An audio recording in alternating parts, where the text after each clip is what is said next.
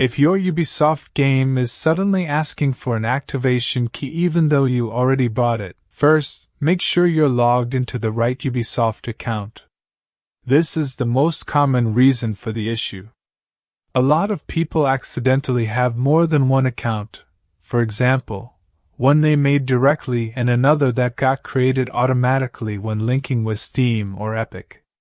Log out of Ubisoft Connect completely, then log back in with the same account that's tied to where you originally bought the game.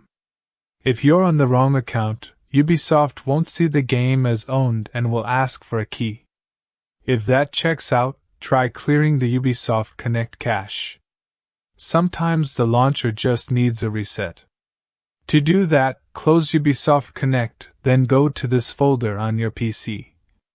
C:\program files, x86, \Ubisoft game launcher \cache.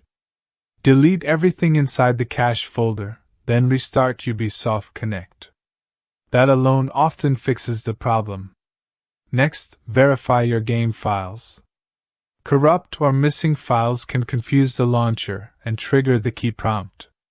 On Steam, right-click the game, go to Properties, then Installed Files, and click Verify Integrity of Game Files. If you're using Epic, click the three dots next to the game title, go to Manage, and hit Verify. On Ubisoft Connect, open the Games page, click Properties, and select Verify Files. If you've tried all of that, and it's still not working, let me know which game you're trying to launch and where you bought it. That'll help narrow things down.